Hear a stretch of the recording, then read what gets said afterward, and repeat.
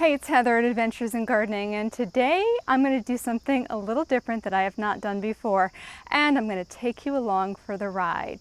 Now, I am going to try to sell bouquets of flowers from my garden to my local community here as a little stand in the front yard. Now, for a little background, I garden full-time, and I'm always trying to take my passion and love of gardening and kind of just turn it into a little bit of money. I wouldn't say to turn a profit, but just try to share with people and make a little bit of money and then reinvest into my garden.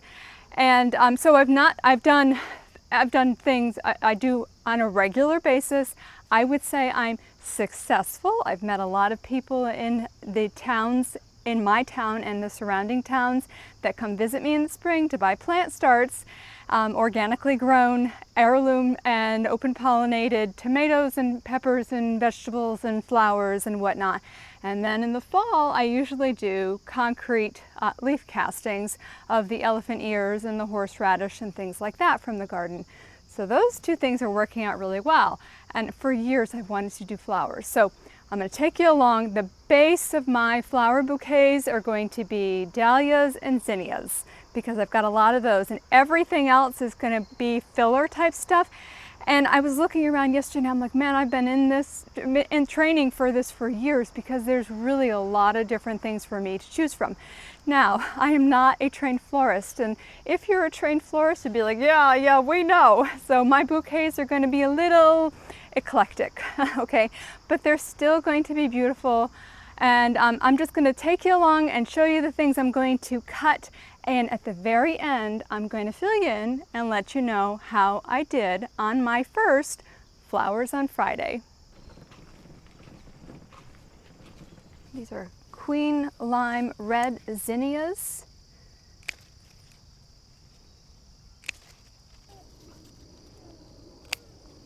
I should probably mention that last night we had a super heavy rain here, so a lot of these things are either going to be leaning or just drenched. And also, I'm going to be starting with 6 bouquets and just refill if necessary through the day. We'll see. You know what makes a great filler is asparagus. A lot of my ageratum is done, and I will be saving seeds from these, but I'm going to pick and choose some great, nice long stems still.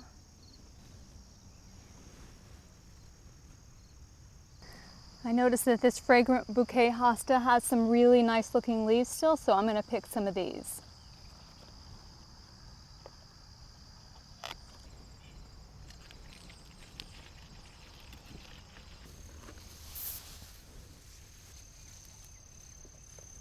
Okay, so these osteospermums are a little wet from the rain, but they have nice long stems on them. So, and I've tested them in vases and they did pretty well. So.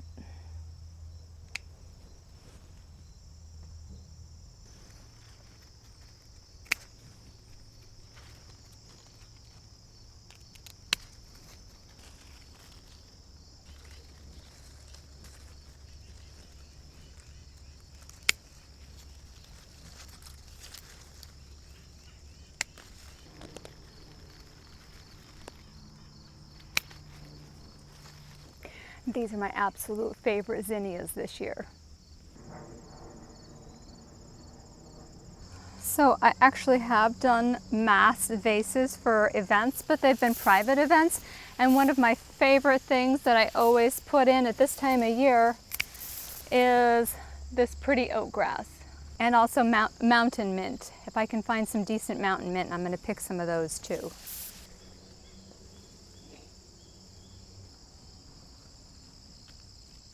I have lots of this celosia from the Whimsy Garden, and it's gotten really super heavy, so I'm going to try to selectively cut them so that they'll stand back up. But these are just gorgeous.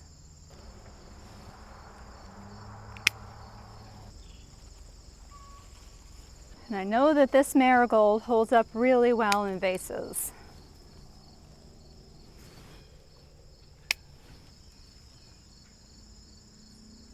And then a little something I like to add to my flower arrangements that says, hey, I love you and I want you to have a plant for a long time are some of my coleus. And these will root in just a matter of days for whoever gets the bouquet. And then they can plant it and have it all winter.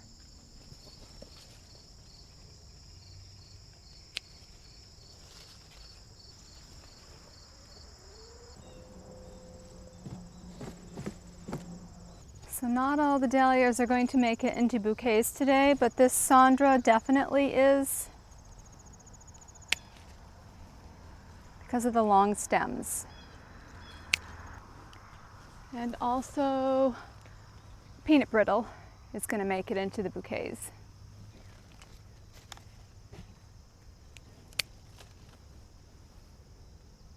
This one is apricot star, and it is a great cut flower.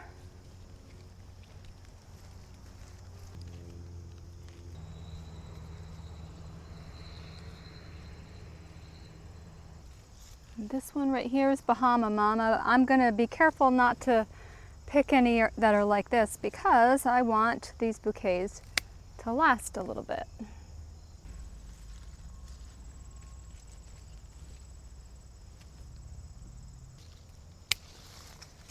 And this beauty is Labyrinth, and I've got a few of these that I can tuck in. None of the ones I have super long stems, but they last really well in a vase. Remind me of the colors of sunset. And these jitterbugs make a great bouquet all by themselves, but they'll look really pretty. And I can usually pick some stems with a few of them on it. This is the earliest dahlia that I have, and I can come back and pick more of these if I need them. And I noticed that there are some nice tight boogie nights here, so I'm going to grab some of these as well.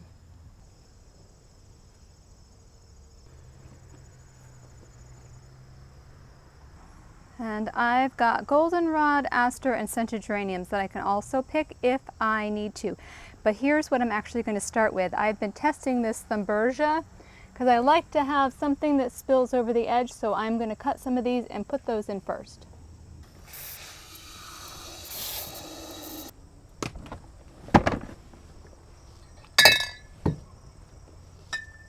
Okay, so when I do bouquets, I like to set them up on the stairs here, spread them out,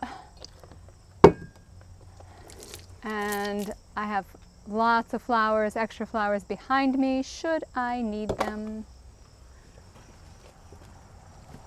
And these are the Thumbergia that I'm actually going to put these in first.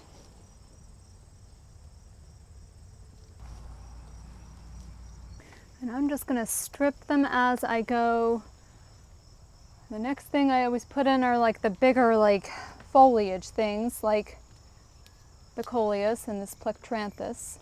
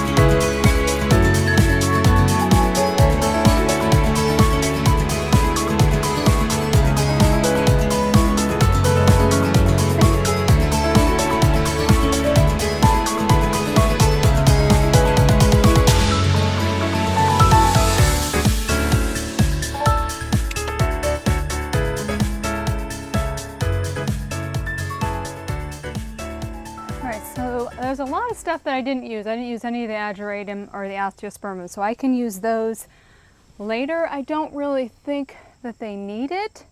So now I'm just going to go through and turn them and make sure they can be viewed nicely from all sides. All right, good gracious, did I get stuck in the details? And I do that whenever I'm doing any kind of flower arranging at all. So these are my bouquets that I'm starting with on this day. And I'm gonna go ahead and say right now, if you enjoy this kind of content, please give me a thumbs up and subscribe so you don't miss out on my adventures in gardening. But I'm going to go ahead and show you my little flower stand. It's gonna be nothing but a sign and some beautiful flowers, and I'll refill them as I go today, and I will, in the very last screen, I will tell you how I did. Maybe I'll sell none, I don't know, but here they are.